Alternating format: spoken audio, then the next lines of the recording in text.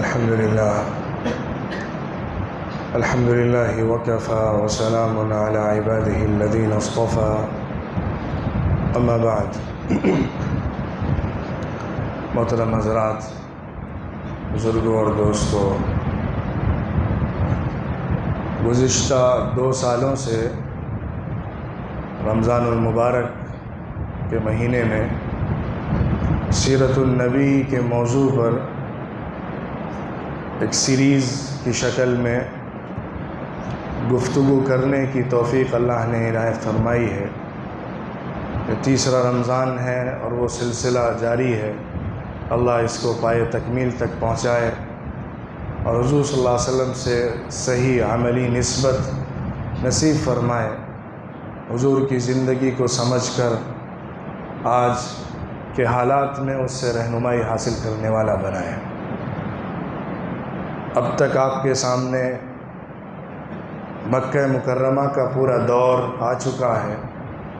انشاءاللہ اس سال مدینہ منورہ کا جو دور ہے، حضور صلی اللہ علیہ وسلم نے مدینہ منورہ میں جو 10 سال گزارے ہیں اس کی تفصیلات اور اس سلسلے میں جو ہمارے لیے رہنمائیاں ہیں اس کو پیش کرنے کی کوشش کی جائے گی. سیرت ایک ایسا دل فریب اور متنوع الاقسام دسترخوان ہے کہ اس میں ہر مزاج کے آدمی کے لیے موافق کھانا موجود ہے. ضرورت ہے کہ ہم صحیح ہاضمے کے ساتھ اس دسترخوان پر بیٹھیں تاکہ اس کے چنندہ کھانوں سے سیراب ہو کر، فیضیاب ہو کر اپنی صحت و توانائی کا انتظام کر سکیں. قبل اس کے کہ میں مدینہ منورہ کے دور کو شروع کروں، مناسب سمجھتا ہوں کہ آپ کو یاد دلاؤں کہ حضور صلی اللہ علیہ وسلم 40 سال میں نبی بننے کے بعد 13 سال مکہ مکرمہ میں سخت حالات کے ساتھ گزارتے رہے، امت کو تیار کرتے رہے. بہت چھوٹی سی تعداد جو چند 100 کی شاید رہی ہوگی، حضور صلی اللہ علیہ وسلم کے ساتھ اسلام میں داخل ہوتی ہے. پھر اللہ کے حکم کے نتیجے میں مدینہ منورہ کی ہجرت، جو کہ مدینہ والوں کے ساتھ معاہدے کی بنیاد پر ہوئی تھی، شروع ہو جاتی ہے. صحابہ ہجرت کرتے ہیں تاں کہ حضور اکرم صلی اللہ علیہ وسلم بھی ہجرت فرماتے ہیں. حضرت ابو بکر صدیق رضی اللہ عنہ کے ساتھ یہ ایک تاریخی سفر مکے سے مدینہ منورہ کا جو 500 سے کچھ زائد کلومیٹر کا فاصلہ ہے، 3 دنوں سے زیادہ عرصے میں، بلکہ 1 ہفتے میں تقریباً طے کیا گیا. 3 دن تو غار حرا میں قیام ہی کیا گیا. پھر اس کے علاوہ آگے کا سفر الگ الگ منزلوں کو طے کرتے ہوئے مکمل ہوا. مدینے والوں کو اطلاع ہو گئی تھی کہ حضور صلی اللہ علیہ وسلم مکے سے نکل چکے ہیں. وہ سراپا انتظار بنے ہوئے تھے. ان کی آنکھیں ٹکی ہوئی تھیں کہ کب اس نبی کا دیدار ہوتا ہے جس کو دیکھے بغیر وہ ایمان میں داخل ہو چکے ہیں. ایک چھوٹی سی تعداد تھی جو مکے آ کر مسلمان ہوئی تھی.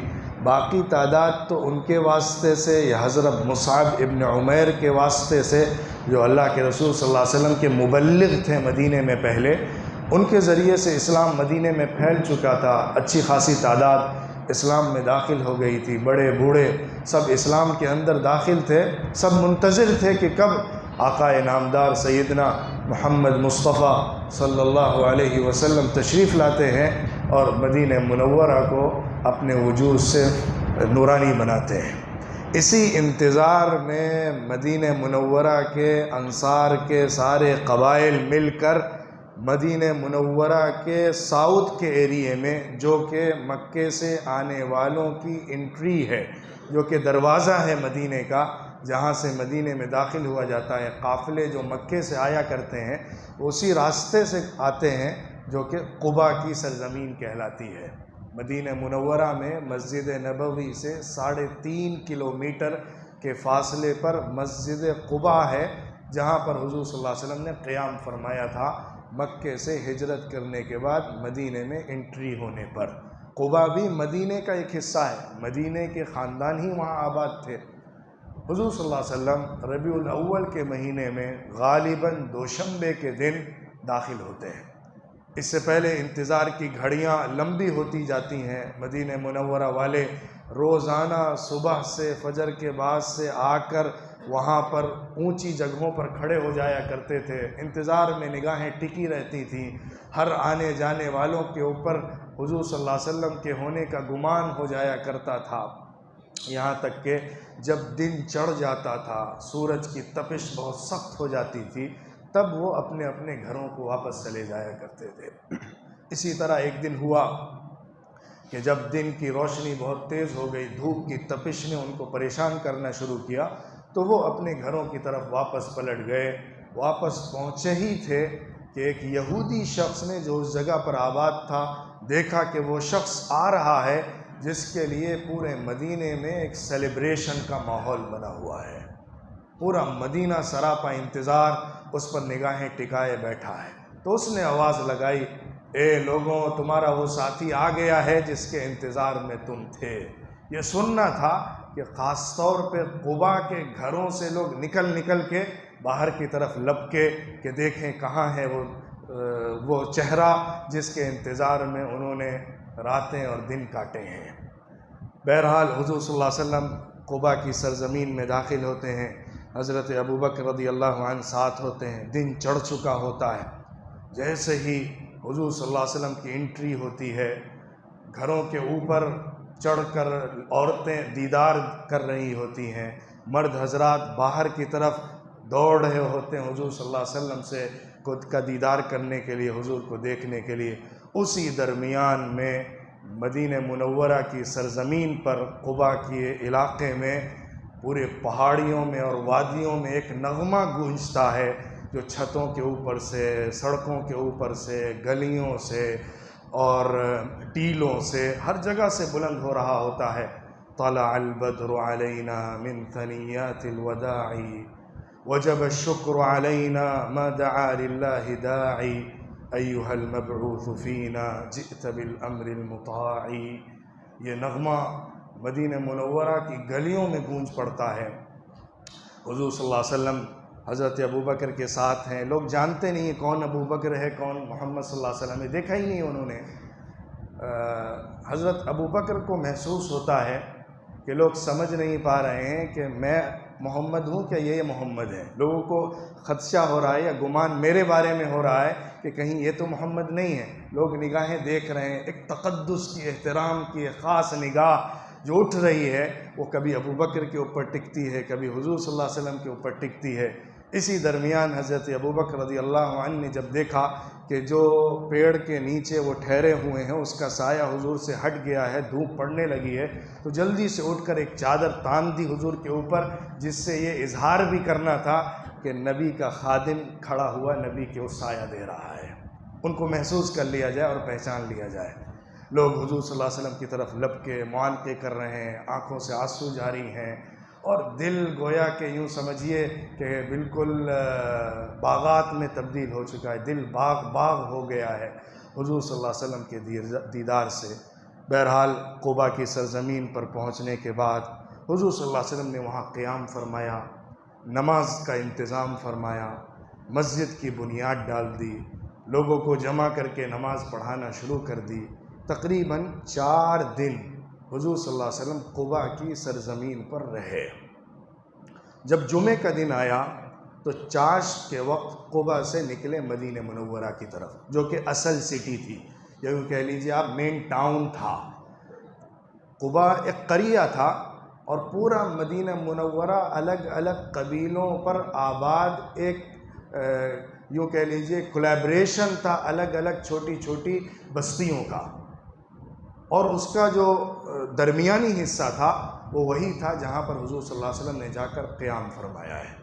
یہاں سے نکلنے کے بعد حضور صلی اللہ علیہ وسلم جمعے کے وقت بنو سالم ابن عوف کی بستی میں پہنچے تھے، جو کہ قباء اور مدینے کے درمیان میں ہے۔ اس بستی میں پہنچنے کے بعد جمعے کا وقت ہو گیا تو حضور صلی اللہ علیہ وسلم نے وہاں پہلی جمعے کی نماز جماعت سے ادا فرمائی، جو کہ آج بنو سالم کے قبیلے میں وہ مسجد جانی جاتی ہے جہاں پر پہلا جمعہ حضور صلی اللہ علیہ وسلم نے قائم فرمایا تھا۔ اس کے بعد پھر تمام قبیلے والے اس آس میں سڑکوں پر آ کر کھڑے ہو گئے تھے کہ شاید حضور کا قافلہ انہی کی بستی میں ٹھہر جائے اور وہ مہمانان رسول بن جائیں۔ اس انتظار میں سب نکلے ہوئے تھے، دوڑ دوڑ کر ان کے ذمہ داران، ان کے سردار حضور صلی اللہ علیہ وسلم کی اونٹنی کی نکیل پکڑ لیا کرتے تھے، حضور اب یہیں ٹھہر جائیے، ہمیں یہ شرف دے دیجئے کہ ہماری بستی میں آپ قیام کر رہے ہیں۔ حضور نے فرمایا یہ فیصلہ میں بھی نہیں کر رہا ہوں، یہ فیصلہ میں بھی نہیں کروں گا کہ مجھے کہاں ٹھہرنا ہے، اللہ کے حکم کے ساتھ یہ اونٹنی چل رہی ہے، جہاں خود سے ٹھہر جائے گی وہی میری جگہ بن جائے گی۔ بہرحال مدینے میں داخلہ ہوتا ہے۔ مدینے میں داخل ہونے کے بعد جو کچھ آگے کے حالات آتے ہیں اس کو بیان کرنے سے پہلے میں مناسب سمجھتا ہوں کہ مدینے کا ایک جائزہ پیش کر دیا جائے۔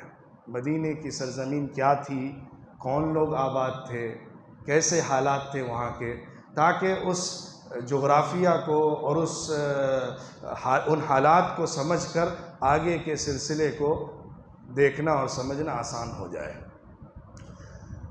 مدینہ منورہ کے اندر بنیادی طور پر دو مذہب کے ماننے والے رہتے تھے۔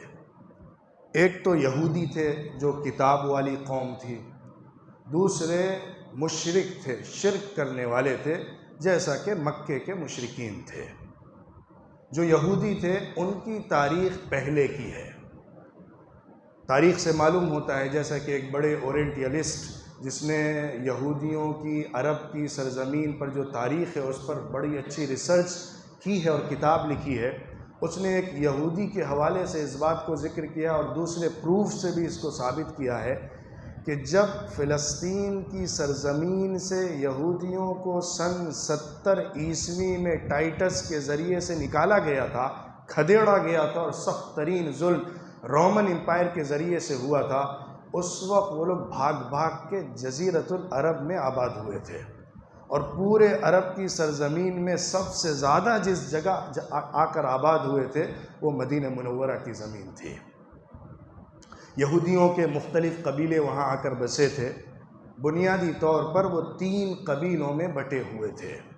ایک قبیلہ تھا قبیلہ نذیر، دوسرا تھا قبیلہ قینقاع، تیسرا تھا قبیلہ قریظہ۔ یہ 3 یہودیوں کے قبیلے تھے جو مدینے میں آباد تھے۔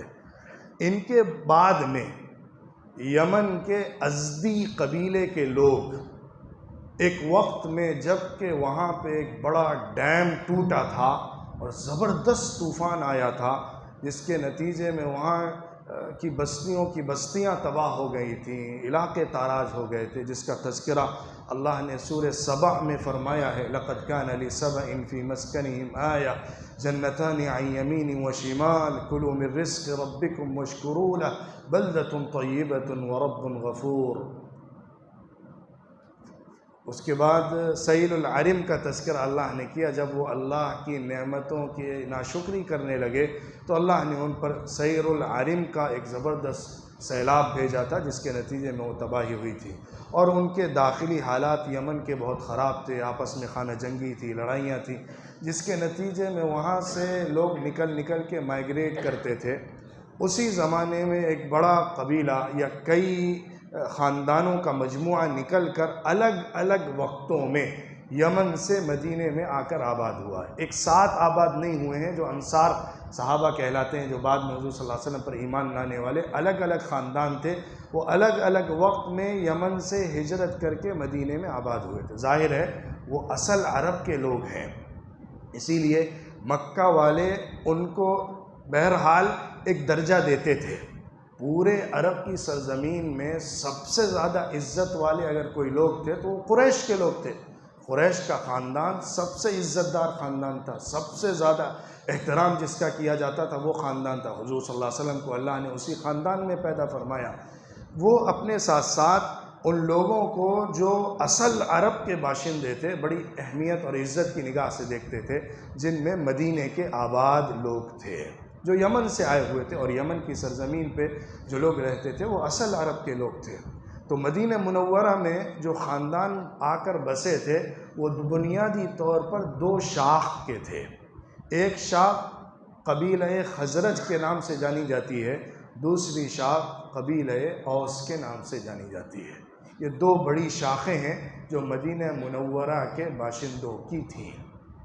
آنے کے زمانے میں یہودیوں کے ساتھ ان کی کچھ جنگیں ہوئیں، لیکن ان کی تعداد بڑی ہو گئی تھی اور یہ اصل عرب کی سرزمین کے لوگ تھے، اس لیے ان کو مدینے میں زیادہ طاقت اور غلبہ نصیب ہوا۔ یہودیوں نے ان کے ساتھ الائنس کیا، ان کے ساتھ صلح کی، ان کے ساتھ میل جول کو اپنایا، اور یہودیوں کے الگ الگ قبیلے ان مدینے کے باشندوں کے، جن کو ہم انصار کہتے ہیں، ان کے الگ الگ قبیلوں کے ساتھ جڑ گئے۔ جو سرزمین تھی مدینہ منورہ کی وہ دو سنگلاخ پتھروں کے علاقوں کے درمیان میں آباد تھی۔ ایک حرۃ الوبرہ کہلاتا ہے، ایک حرۃ واقم کہلاتا ہے۔ جو سنگلاخ پتھر اس کو دو سمتوں سے گھیرے ہوئے ہیں، مشرق اور مغرب سے، ان کے درمیان میں یہ آباد بستیاں تھیں یا یہ آباد قبیلے تھے۔ اوس کا جو قبیلہ تھا وہ اونچائی کے علاقوں میں آباد تھا، جس کو عوالی کہا جاتا ہے، مدینے کے عوالی کا علاقہ، جو کہ مدینے کے ساؤتھ کا اور ایسٹ کا ایریا ہے۔ وہاں پر اوس کے خاندان آباد تھے۔ درمیانی حصہ جو ہے اور جو مغرب کو بھی کور کرتا ہے وہ حصہ قبیلہ خزرج سے آباد تھا۔ قبیلہ خزرج کے ساتھ حضور صلی اللہ علیہ وسلم کی خاندانی رشتہ داری تھی۔ مکہ مکرمہ کے لوگ مدینے والوں سے شادیاں کرتے تھے۔ حضور صلی اللہ علیہ وسلم کے دادا حضرت ہاشم نے وہاں پہ شادی کی تھی سلمہ سے، جو قبیلہ خزرج کے نجار کے خاندان کی تھی۔ تو حضور صلی اللہ علیہ وسلم کا ایک طرح سے والد کا ننیحال بھی وہاں پر ہوتا ہے، وہ رشتہ داری بھی وہاں پر جڑتی، اور بھی دوسری آگے رشتہ داریاں مدینے والوں سے جڑ جاتی ہیں۔ تو خزرج کا جو قبیلہ ہے وہ 4 خاندانوں پر مشتمل تھا، چاروں نجار کی اولاد تھے، اس میں عوف ہیں، مالک ہیں، عدی وغیرہ ہیں۔ تو یہ خاندان نجار کی اولاد مانے جاتے ہیں، اور یہی پورا خزرج کا خاندان تھا، جو کہ مدینہ منورہ میں رہنے والوں میں زیادہ طاقتور اور زیادہ مالدار سمجھا جاتا تھا بنسبت اوس کے۔ اور وہاں پر جو یہودی آباد تھے ان کا الائنس ان کے الگ الگ قبیلوں کے ساتھ تھا۔ بنو نذیر اور بنو قریظہ کا جو الائنس تھا وہ اوس کے ساتھ تھا، اور بنو قینقاع کا جو الائنس تھا وہ خزرج کے ساتھ تھا، کیونکہ قینقاع والے جو لوگ تھے وہ مدینے کے آبادی کے اندر رہتے تھے، ان کی بستیاں وہاں پر تھیں، جبکہ نذیر قبیلہ جو تھا اور قریظہ کا قبیلہ جو تھا وہ مدینے سے ذرا باہر ہٹ کے ان کی الگ سے بستیاں تھیں، جن کا الائنس اوس کے ساتھ بن گیا تھا۔ اوس اور خزرج کے درمیان بڑی تاریخی سلسلہ وار جنگیں چلتی تھیں، بہت لمبی جنگوں کی تاریخ ہے۔ سمیر کی جنگ سے شروع ہو کر جنگ بعاث تک 10-20 جنگیں انہوں نے آپس میں لڑی ہیں۔ آخری جنگ حضور صلی اللہ علیہ وسلم کے مدینہ ہجرت کرنے سے 5 سال پہلے بعاث کی جنگ ہوئی تھی، جس کے نتیجے میں ان کو بہت نقصان ہوا تھا، اور یہودی بھی کیا کرتے تھے، وہ اپنے اپنے الائنس کے ساتھ جڑ کر اپنے دوسرے یہودی بھائیوں کو مارتے تھے۔ اسی کو اللہ نے سورہ بقرہ میں ذکر کیا ہے کہ اے یہودیوں، تم سے تو اللہ نے عہد کیا تھا کہ تم اپنے خاندان کے لوگوں کو، اپنے مذہب والوں کو نکالو گے نہیں، تم تو ان کو قتل کرتے رہو، تم تو ان سے جنگ کرتے ہو، تم کتنے بگڑ گئے ہو۔ بعد میں یہ کیا کرتے تھے، اپنی کتاب کا حوالہ دے کر قتل کرنے کے بعد ان کا فدیہ دیتے تھے۔ ان دوسرے قبیلے کے ساتھ لڑے ہیں اور اپنے بھائیوں کو مارا ہے، پھر مارنے کے بعد کہتے تھے کیونکہ ہم یہودی مذہب والے ہیں، ہماری کتاب میں حکم ہے کہ تم کسی کو اپنے مذہب والوں کو مارو نہیں، اگر کوئی مر جائے تو اس کا فدیہ دو، اس لیے ہم فدیہ دے رہے ہیں۔ گویا کہ یوں کہیے کہ پورا اونٹ نگلنے کے بعد مکھی کا فتویٰ پوچھتے ہیں۔ تو اس طرح کا ان کا سلوک اور ان کا معاملہ تھا۔ ان کے الائنس جو اوس اور خزرج کے درمیان سخت ترین جنگیں ہوتی تھیں، اس کے نتیجے میں عرب کی جو اوس اور خزرج کے قبیلے تھے طاقت ٹوٹ سی گئی تھی، یہودی زیادہ طاقتور اور غلبے میں آ رہے تھے۔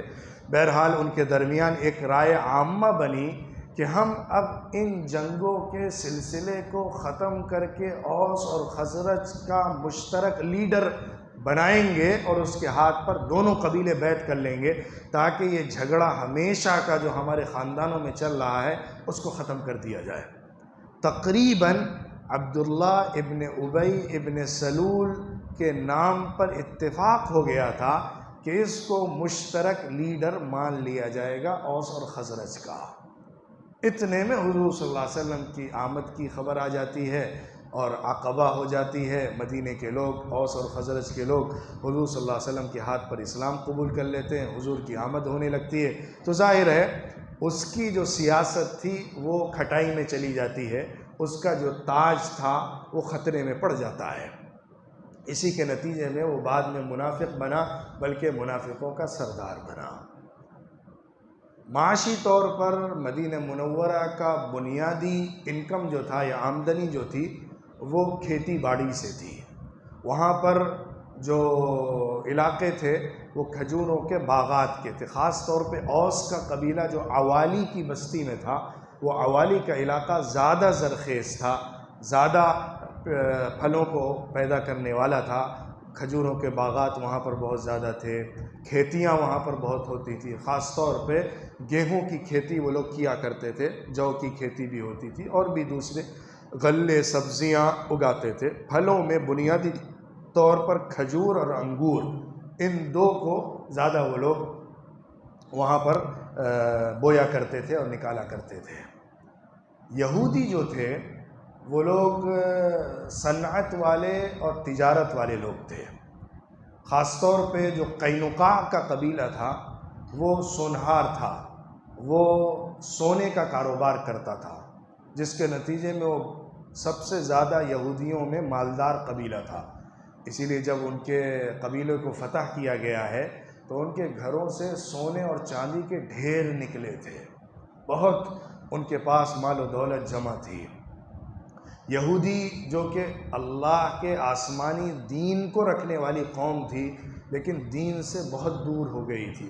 توحید کا دھندلا سا تصور تو ان کے پاس تھا، لیکن صحیح شریعت کی روشنی میں ایک امت جو امت پوری تہذیب کو تعمیر کر دیتی ہے، ویسے ان کے پاس رہنمائیاں موجود نہیں تھیں۔ وہ اخلاقی برائیوں کا شکار ہو گئے تھے، اخلاقی طور پر بہت زیادہ گراوٹ کے اندر پڑ چکے تھے، مالی مسائل کے اندر بہت بدعنوانیاں ان کی طرف سے سامنے آتی تھی، سیاسی طور پر بہت زیادہ بدعہدی کے شکار لوگ بن گئے تھے۔ ان کے داخلی مسائل، دینی مسائل، معاشرتی مسائل بالکل اس طریقے کے نہیں تھے کہ وہ ایک داعیانہ رول ادا کرتے ہوئے آسمانی دین کی تبلیغ اور نشر و اشاعت کا کام کر سکتے، بلکہ وہ تو دعوت دینے والے لوگ ہی نہیں تھے، وہ دعوتی مذہب نہیں تھا۔ جبکہ مدینہ منورہ کے لوگ ان کو بہت زیادہ اہمیت اور اہتمام اور عزت و احترام کی نگاہ سے دیکھنے کے نتیجے میں اپنے لوگوں کو یہودی بھی بنا دیا کرتے تھے۔ وہ نظر بھی مانتے تھے کہ اگر میرا بچہ ہو گیا، بچے نہیں ہو رہے، اگر میرا بچہ ہو گیا تو میں اسے یہودی بنا دوں گا۔ جو بنو نذیر قبیلے کا ایک بڑا لیڈر ہے جس کا قصہ آگے آئے گا، کعب بن الاشرف، وہ شخص اصل میں مشرک تھا، مشرک خاندان کا تھا، لیکن اس کے باپ نے شادی کی تھی بنو نذیر کے خاندان میں اور وہ یہودی بن گیا تھا، جس کے نتیجے میں یہ لڑکا یہودیوں کا بنو نذیر کا لیڈر بنا۔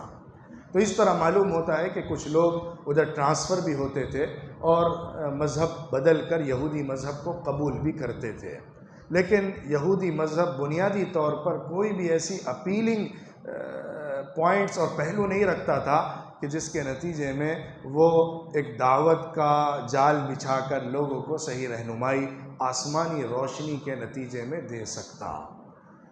حضور صلی اللہ علیہ وسلم جب مدینے میں آ رہے تھے اس وقت تقریباً جو مشرکین کے اوس اور خزرج کے قبیلے تھے وہ مسلمان ہو چکے تھے. کچھ تعداد بچی ہوئی تھی جو ابھی مسلمان نہیں ہوئی تھی، لیکن ایک بڑی تعداد مسلمان ہو چکی تھی اور اسلام میں داخل ہو چکی تھی. مدینہ منورہ کے اندر بہرحال تجارت بھی کچھ نہ کچھ تھی کہ سب کچھ غلہ وہ جو اگاتے تھے وہ ملک کے لیے کافی نہیں ہوتا تھا، وہ باہر سے بھی امپورٹ کرتے تھے اور کچھ چیزیں ایکسپورٹ بھی کرتے تھے. شام کے علاقوں سے وہ چیزیں خرید کر لایا بھی کرتے تھے، لیکن ان کا بنیادی جو سورس آف انکم تھا وہ غلہ اگانا، کھیتی فارمنگ کرنا اور ایگریکلچر سے ریلیٹڈ تھا. یہ سچویشن تھی مدینہ منورہ کی، یہ حالات تھے مدینہ منورہ کے مذہبی اعتبار سے، سیاسی اعتبار سے، سماجی اور معاشرتی اعتبار سے، جو میں نے آپ کے سامنے بہت مختصر پیش کیے ہیں. ان حالات میں حضور صلی اللہ علیہ وسلم مدینہ منورہ میں داخل ہو رہے تھے. مدینہ منورہ کی سچویشن مکے سے بہت الگ تھی. مکے میں ایک ہی مذہب کے ماننے والے، ایک کلچر کو فالو کرنے والے، ایک ہی سلسلے کے خاندان آباد تھے جن سے حضور صلی اللہ علیہ وسلم ٹکراتے رہے، مقابلہ رہا. حضور صلی اللہ علیہ وسلم نے اپنے ہاتھ کو روک کے رکھا، کبھی جنگ نہیں کی، کسی طرح بھی کسی صحابی کی طرف سے کوئی کسی کو قتل کرنے کا واقعہ پیش نہیں آیا. مدینہ منورہ آنے کے بعد حالات بدلے ہوئے تھے. زمین الگ تھی، جغرافیہ الگ تھا، لوگ الگ تھے. ایک بہت بڑا چیلنج تھا، ہیوج چیلنج کا سامنا حضور صلی اللہ علیہ وسلم نے مدینہ میں آ کے کیا تھا، کیونکہ یہاں پہ خود آباد جو ایک مذہب کے ماننے والے، مشرک مذہب کے ماننے والے لوگ تھے، وہ خود بھی آپس میں بہت اختلاف کا شکار تھے. ان میں آپس میں بہت جھگڑے تھے، آپس کی دشمنیاں اور خاندانوں کی لڑائیاں تھیں. اور دوسری طرف سخت ترین یہودی دشمن موجود تھا.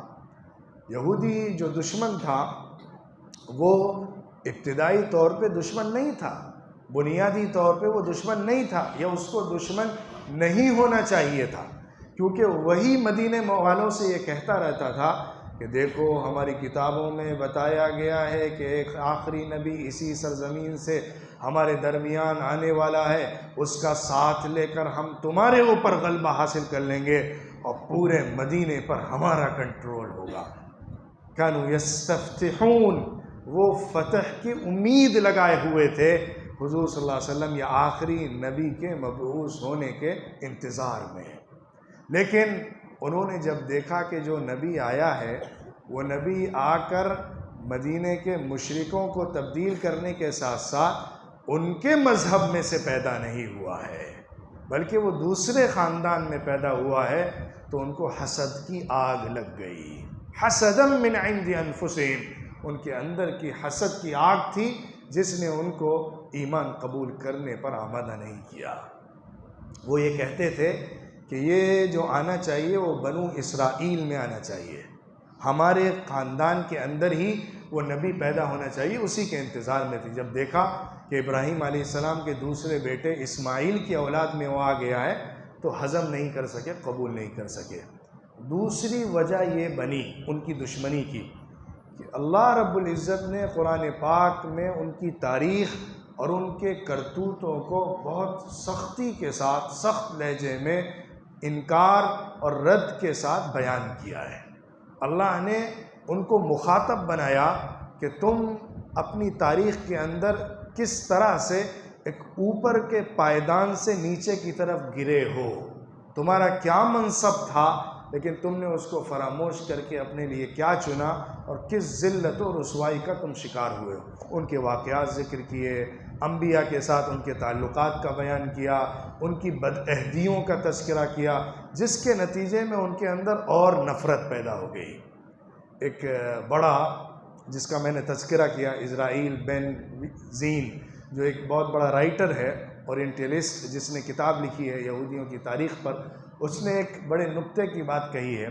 اس نے کہا اگر محمد صلی اللہ علیہ وسلم خالص سیاسی آدمی ہوتے، وہ مذہبی اور داعی کردار نہ رکھتے یا اللہ کے دین کی بنیاد پر کام کرنے والے نہ ہوتے، تو پولیٹیکل پوائنٹ آف ویو سے ان کو مدینے آنے کے بعد یہودیوں کو چھیڑنا نہیں چاہیے تھا. مطلب یہودیوں کے ساتھ آئیڈیالوجیکلی وار نہیں کرنی چاہیے تھی. آئیڈیالوجیکل وار نہیں چھیڑنی چاہیے تھی. ان کے ساتھ بغیر چھیڑے ہوئے مشرک کے بارے میں اگر وہ بات کرتے، شرک کے بارے میں بات کرتے، صرف وہ جو مشرک لوگ تھے ان کے سلسلے میں باتیں کرتے تو وہ بہت جلدی ایکسیپٹ کر لیتے. وہ سمجھتے کہ ہم کو نہیں چھیڑا جا رہا ہے یا ہمارے تقدس اور ہماری عظمت کو چوٹ نہیں لگ رہی ہے. لیکن اللہ نے یہ فیصلہ کیا تھا کہ اب محمد صلی اللہ علیہ وسلم کے ماننے والی امت کو منصب امامت پر بٹھایا جائے گا. اس بنیاد پر اللہ نے ان سے آگاہ کیا، ان کے کرتوتوں سے واقف کرایا اور ان کے غلط کاموں کو اجاگر کیا تاکہ ان میں سے جن کو پلٹنا ہو حق کی طرف وہ پلٹ کر آ جائیں اور جن کو اپنا سر مڑ کر اسی میں مرنا ہو وہ گمراہی کے ساتھ اسی میں مرتے چلے جائیں. بہرحال مدینہ منورہ میں حضور صلی اللہ علیہ وسلم داخل ہوتے ہیں. آنے کے بعد آپ کی اونٹنی ایک کھلیان کے اندر جو کٹی ہوئی کھیتی کی فیلڈ تھی اس میں آ کر بیٹھتی ہے. یہیں سے حضرت ابو ایوب انصاری رضی اللہ عنہ کی قسمت کھل جاتی ہے. قبیلہ بنو مالک ابن عوف یا بنو مالک جو نجار کا قبیلہ تھا اس خاندان کی بستی میں آ کر حضرت محمد مصطفیٰ صلی اللہ علیہ وسلم کی اونٹنی بیٹھتی ہے جس سے چند فرلانگ پر قریب ہی گھر حضرت ابو ایوب انصاری کا ہوتا ہے. حضرت ابو ایوب انصاری کی آنکھوں میں ایک الگ چمک ہوتی ہے، خوشی کی ایک الگ لہر ہوتی ہے، ایک الگ طرح کا نشہ چڑھ جاتا ہے کہ حضور کی مہمانی کے لیے اللہ نے ان کے گھر کو چنا ہے. جلدی سے بھاگتے ہوئے آتے ہیں، حضور صلی اللہ علیہ وسلم کی اونٹنی کو پکڑ کے بٹھا کر اس کو صحیح سے رکھتے ہیں اور اس کے اوپر سے کجاوا اتارتے ہیں. حضور صلی اللہ علیہ وسلم کا جو لگیج ہے اس کو لے کر بھاگتے ہوئے اپنے گھر میں منتقل کرتے ہیں. گھر کے نچلے حصے میں نیچے کا اور فرسٹ فلور 2 روم کا گھر ہوتا ہے. نیچے کے حصے میں حضور صلی اللہ علیہ وسلم کے سامان کو رکھ دیتے ہیں اور اپنا پورے گھر بار کو اوپر کی طرف شفٹ کر دیتے ہیں. لیکن پھر خیال آتا ہے کہ ہم حضور صلی اللہ علیہ وسلم کے اوپر بیٹھے ہوئے ہیں، یہ تو اچھی بات نہیں ہے، ادب کے خلاف ہے. بھاگتے ہوئے نیچے آتے ہیں، کہتے ہیں اللہ کے رسول ہمیں اچھا نہیں لگتا کہ ہم آپ کے سر کے اوپر رہیں، ہم آپ کے نیچے رہنا چاہتے ہیں، آپ اوپر کی جگہ قبول کر لیجئے. حضور صلی اللہ علیہ وسلم کہتے ہیں نہیں کوئی بات نہیں ہے، تم آرام سے رہو، اصل میں ہمارے پاس برابر لوگ ملنے جلنے آتے رہتے ہیں، اوپر کی طرف آنے میں دشواری ہوگی کیونکہ اندر سے داخل ہو کر آنا پڑے گا جس میں نیچے والوں کو پریشانی ہوگی اگر تم نیچے رہو گے، اس لیے کوئی حرج نہیں ہے، تم اوپر رہو. حضرت ابو ایوب انصاری بہت مالدار نہیں تھے، بلکہ بہت اچھے حالات بھی ان کے معاشی نہیں تھے، لیکن اللہ نے ان کو منتخب کیا تھا تو انہوں نے اپنا سب کچھ نچھاور کر دیا تھا. انہوں نے جو کھانا پکاتے تھے وہ لوگ، وہ کھانا حضور صلی اللہ علیہ وسلم کو بھیج دیتے تھے. جو بچ کے آتا تھا وہی ان کا کھانا ہوتا تھا. کھانا تیار کرنے کے بعد پوری جو طبق ہوتی تھی وہ حضور صلی اللہ علیہ وسلم کی خدمت میں پیش کر دی جاتی تھی. جو بچ کر آتا تھا وہ تلاش کر کر کے وہاں سے لقمے اٹھاتے تھے جہاں حضور صلی اللہ علیہ وسلم کے ہاتھوں کے نشانات ان کو دکھتے تھے. یہ محبت کا عالم تھا، یہ فدائیت تھی، یہ حضور صلی اللہ علیہ وسلم سے عشق اور دیوانگی تھی کہ جہاں سے حضور کا ہاتھ لگ گیا ہے میرا ہاتھ بھی وہیں سے ٹچ ہو کر کھانا میرے پیٹ میں جائے. ایک دن ہوا یہ کہ اوپر ان کے مٹکے میں سے ٹوٹ کر پانی بہہ گیا اوپر کی چھت میں. ظاہر ہے وہ لکڑی کی چھت ہوتی تھی، چھال کی چھت ہوتی تھی، کھجور کی چھال سے چھتیں بنائی جاتی تھی، تو پانی کے نیچے ٹپکنے کا خطرہ ہو گیا.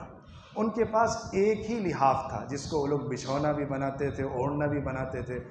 جلدی سے اس کو لا کے اس پانی کے اوپر ڈال دیا.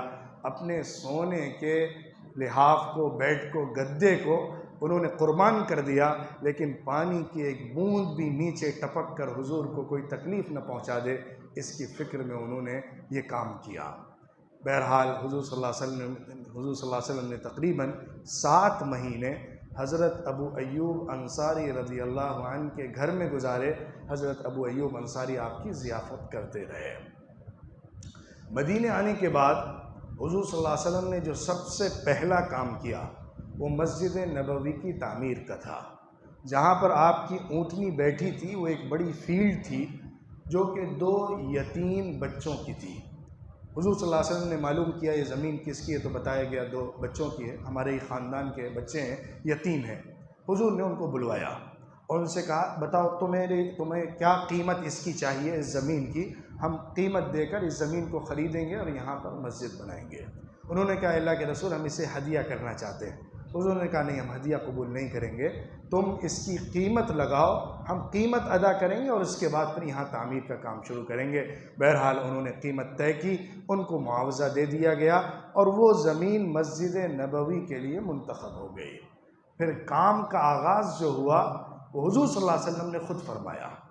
جو کنسٹرکشن کا کام تھا اس کا پہلا لیبر خود حضور صلی اللہ علیہ وسلم تھے، پہلا کام کرنے والے خود حضور صلی اللہ علیہ وسلم تھے۔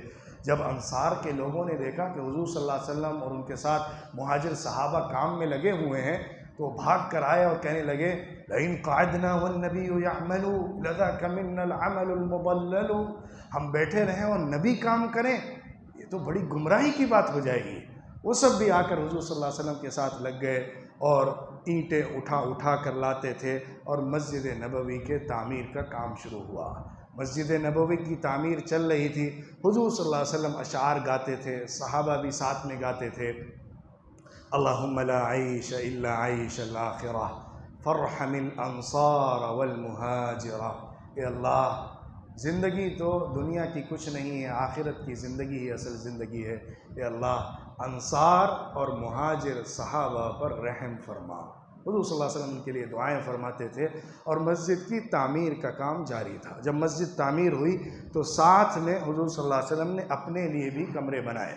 حضور صلی اللہ علیہ وسلم جو کہ امام المسلمین بن رہے تھے، جو کہ وہاں کے سب سے بڑے لیڈر تھے، مہاجر بن کر آئے تھے، تو وہاں پر اپنا گھر بھی تعمیر کرایا اور اپنی بیویوں کے لیے مل کر برابر سے گھر تعمیر کرائے، کمرے تعمیر کرائے، جس میں حضور صلی اللہ علیہ وسلم نے اپنے گھر والوں کو آباد کیا جو مسجد سے متصل تھے۔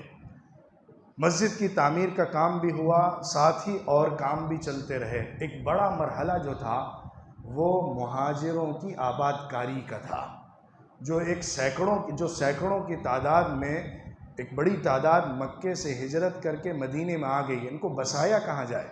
ظاہر ہے ایسا انتظام تو تھا نہیں کہ خیمے لگا دیے جائیں، سب کے لیے انتظام کر دیے جائیں۔ آج جو مائیگرینٹس ہوتے ہیں ان کے لیے کیمپس لگا دیے جاتے ہیں، ان کیمپس کے اندر ان کو آباد کیا جاتا ہے، وہاں تو ایسا کچھ انتظام نہیں تھا۔ اس کے لیے حضور صلی اللہ علیہ وسلم نے جو اسٹریٹجی اختیار کی، انسانی تاریخ میں اس جیسی کامیاب اسٹریٹجی کسی مائیگرینٹ کو بسانے کے لیے آج تک نہیں ملی ہے۔ اور یہ بات کسی لیگل پروسیس کے ساتھ نہیں ہوئی ہے۔ ایسا نہیں ہوا ہے کہ لیگل انسسٹنس کے ساتھ یہ بات کہی گئی ہو کہ تمہیں آباد کرنا ہے، تمہیں رکھنا ہے، تمہارے ساتھ اتنے لوگ رہنا ہے، تمہارے ساتھ اتنے لوگ رہنا ہے۔ یہ صرف مورل بیس کے اوپر ہوا ہے، پورا کا پورا کام اخلاقی بنیاد کے اوپر ہوا ہے۔ حضور صلی اللہ علیہ وسلم نے کہا دیکھو تمہارے بھائی آئے ہوئے ہیں، ان کو یہاں بسانا ہے، اب بسانے کے لیے ان کے انتظام کرنے کے لیے تمہیں اپنے گھروں کو اور اپنے کام کاج میں ان کو شریک بنانا ہے۔ کون ہے جو ایک ایک مہاجر کو اپنے ساتھ لے کر جائے گا؟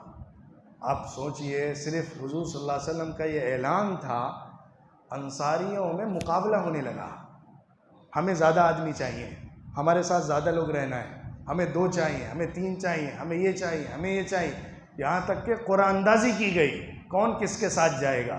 اس کے لیے حضور صلی اللہ علیہ وسلم نے قرعے ڈالے اور ان قرعوں کی بنیاد پر لوگوں کو تقسیم کیا، یہ ان کے ساتھ رہیں گے، یہ ان کے ساتھ رہیں گے، یہ ان کے ساتھ رہیں گے۔ ایک بڑی تعداد مہاجروں کی تقسیم کر دی گئی انصاریوں کے ساتھ۔ انصاریوں کا معاملہ کیا تھا؟ پہلے ان کو مہمان کو گھر میں لاتے ہی بتایا میری فل پراپرٹی اتنی ہے، اس کا آدھا اتنا ہوتا ہے، میں تمہیں اس کا مالک بناتا ہوں، میری 2 بیویاں ہیں، میں ایک کو طلاق دے کر تمہیں دینا چاہتا ہوں۔ یہ ان کی طرف سے ایثار کا آخری درجہ تھا جو انسانی تاریخ میں کبھی بھی نہیں مل سکتا۔ آج تک کسی دنیا کی تاریخ میں ایسی سرزمین پر مائیگرینٹس کو بسانے کا نمونہ نہیں دیکھا گیا ہے جس میں انصار کا رویہ پیش کیا جا سکتا ہو۔ وَيُؤْثِرُونَ عَلَىٰ أَنفُسِهِمْ وَلَوْ كَانَ بِهِمْ خَصَاصَةٌ، خود بھوکے رہ جائیں لیکن اپنے بھائیوں کو ایثار کرتے تھے، ان کو آگے بڑھا دیتے تھے۔ یہ معاملہ ان کا تھا، لیکن تالی دونوں ہاتھ سے بجتی ہے۔ دوسری طرف مہاجرین کا معاملہ کیا تھا؟ ہمیں تمہارا کچھ بھی نہیں چاہیے، تم نے ہم کو رہنے کے لیے جگہ دی ہے، یہی کافی ہے، مجھے بازار کا راستہ بچاؤ۔ ہم لوگ بزنس مین ہیں، ہم لوگ بزنس کرنے والی قوم ہیں، ہمیں بازار بتاؤ، ہم سامان اٹھائیں گے، بیچیں گے، صبح سے شام تک یہی کام کریں گے، انشاءاللہ خود اپنا انکم سورس تیار کریں گے اور اپنے پیر پر کھڑے ہوں گے۔ مہاجرین نے یہ رویہ اپنایا اور انہوں نے مارکیٹ کو سنبھال لیا۔ بزنس والے لوگ تھے، مارکیٹ کے اوپر چھاتے چلے گئے۔ عبد الرحمن ابن عوف رضی اللہ عنہ، جن کے پاس 2 کوڑی نہیں تھی، گھر میں آنے کے بعد ان کے پاس 1 پائی بھی نہیں تھا، ان کا معاملہ یہ ہوا کہ آج کے زمانے میں 1000 آف کروڑز میں ان کی یہ رقم نکالی گئی ہے جو انہوں نے اپنی میراث میں چھوڑی تھی۔ اتنا اللہ نے ان کو مال دیا جو انہوں نے وہاں کی تجارت کے ذریعے سے کمایا تھا۔ تو اس طرح ایک بہت بڑا اکنامیکل کرائسس یا سوشل کرائسس جو مدینے میں اتنی بڑی تعداد کے مائیگریٹ ہونے کے نتیجے میں آ سکتا تھا، اس کو سولو کر دیا گیا۔ دوسرا معاملہ حضور صلی اللہ علیہ وسلم نے جو کیا وہ ایک الائنس حکومت تیار کی، ایک مختلف کمیونٹی کو ملا کر ایک یونائٹ فیڈریشن تیار کیا، ایک یونائٹ اسٹیٹ کی بنیاد ڈالی، ایک متحدہ ریاست کو تشکیل دیا، جس میں تمام لوگوں کو اپنی تمام تر آزادی کے ساتھ حضور صلی اللہ علیہ وسلم کو سپریم لیڈر تسلیم کرنا تھا۔ اس کے لیے یہودیوں کو بلایا گیا، ان کے ساتھ ڈائیلاگ ہوا، اور مدینے کے جو لوگ تھے اوس اور خزرج کے، ان کے لیڈرز کو بلایا گیا، اور بیٹھ کر حضور صلی اللہ علیہ وسلم نے ریٹن فارم میں ایک معاہدہ لکھا، ایک زبردست کانسٹیٹیوشن تیار کیا جو دنیا کا سب سے پہلا لکھت کے اندر مختلف قوموں کے فیڈریشن کا ایک زبردست کانسٹیٹیوشن ہے۔ اس کے اندر بہت سارے آرٹیکلز ہیں، ظاہر ہے سب کو بیان نہیں کیا جا سکتا، خلاصہ اس کا ایک حصہ وہ ہے جو اوس اور خزرج کے مسلمان تھے ان کے لیے تھا، اور ایک حصہ وہ ہے آدھا جو یہودیوں کے لیے تھا، اور ایک حصہ وہ ہے جو مشترک پورے ملک اور ریاست کے سلسلے میں آرٹیکلز کی شکل میں تھا۔ اس کا لب لباب یہ ہے، اللہ کی حاکمیت کو تسلیم کیا جائے گا، سب سے سپریم اتھارٹی اسٹیٹ کی ایز اے کانسٹیٹیوشنل لیول پہ، ایز اے سوشل لیول پہ، اور ایک امام کی حیثیت سے حضور صلی اللہ علیہ وسلم کو قبول کیا جائے۔ قضائی مسئلے ہوں گے، سماجی مسئلے ہوں گے، اس کے لیے جو سپریم لیڈر ہے، پریزیڈنٹ ہے یا پرائم منسٹر ہے آج کے زمانے میں اس کو بولا جاتا ہے، وہ محمد صلی اللہ علیہ وسلم ہے۔ اس کے ساتھ ہر ایک کو اپنے خاندان کی یونٹ پر پوری آزادی دی جائے گی۔ ایک بڑا اہم پہلو اس کانسٹیٹیوشن کا یہ ہے کہ اس میں کلچرل اور ریلیجیس فریڈم کو برقرار رکھا گیا ہے۔ الگ الگ خاندانوں کے جو کسٹمز تھے کہ مطلب دیت ہو گئی تو کون کون لوگ اس کو اٹھائیں گے، خاندان کے کون کون افراد ہیں جو پورے خاندان کے اوپر اگر کوئی مالی تاوان آیا تو اس کو برداشت کریں گے، یہ تمام چیزیں حضور صلی اللہ علیہ وسلم نے اسی بنیاد پر قائم رکھی جو پہلے سے تھیں۔ مذہبی بنیاد پر یہودیوں کو پوری آزادی، 2 ہی مذہب بچے تھے اب، ایک اسلام تھا، ایک یہودی مذہب تھا، باقی مشرک جو تھے وہ اسلام میں داخل ہو گئے تھے۔ یہودیوں کو مذہبی آزادی پوری دی گئی، بلکہ یہاں تک آزادی، کانسٹیٹیوشنل آزادی دی گئی کہ تم اپنے لاز اپنے مذہب کے مطابق فالو کرو، ہم اپنے لاز تمہارے اوپر امپوز نہیں کریں گے، تمہاری کتاب کے جو لاز ہیں، جو قانون ہیں، وہ تم اپنے مطابق حل کیا کرو۔ ہاں اگر کوئی جھگڑے کی بات آئے گی، اگر انٹر کمیونٹیز کوئی جھگڑا ہوگا یا تمہارے درمیان آپس میں کوئی جھگڑا ہوگا تو پھر رجوع مین سپریم کورٹ میں کرنا پڑے گا، اور سپریم کورٹ کا جو چیف جسٹس ہے وہ محمد صلی اللہ علیہ وسلم ہے۔ اس طرح سے ایک زبردست عظیم الشان معاہدہ تشکیل پایا کہ جس کی بنیاد پر مدینے کو ایک مضبوط یونٹ اور اسٹیٹ کی شکل دے دی گئی، اور ایک مضبوط ریاست بنا کر اس کو متحد بنا دیا گیا، اس کے اندر کے سارے اختلافات کو ختم کر کے ایک ڈیفینسو زبردست طاقت بنا کر اس کو پیش کر دیا گیا۔ یہاں سے پھر مدینہ منورہ کی ریاست کی تشکیل کا کام شروع ہو کر حضور صلی اللہ علیہ وسلم کی لیڈرشپ میں آگے کا سفر طے ہوتا ہے۔ انشاءاللہ آگے کے حالات جو ہوتے رہے ہیں اس کو جنگوں کی شکل میں اور دوسرے واقعات کی شکل میں اگلی گفتگو میں پیش کیا جائے گا۔ آج کی گفتگو کا خلاصہ حضور صلی اللہ علیہ وسلم کا قباء میں تشریف لانا، قباء سے مدینہ منورہ آنا، مدینہ منورہ کے حالات کا تجزیہ، اور مدینہ منورہ میں آنے کے بعد 3 بڑے کام: مسجد نبوی کی تعمیر، مہاجرین اور انصار کے درمیان مواخات، اور ایک زبردست معاہدہ جس کے نتیجے میں ایک زبردست اسٹیٹ کی تشکیل ہو گئی۔ اس طرح سے یہ سلسلہ ختم ہوتا ہے جو مدینہ کے آباد کاری کا ہے۔ انشاءاللہ آگے کے واقعات اگلی گفتگو میں آئیں گے۔ وآخر دعوانا ان الحمد للہ رب العالمین۔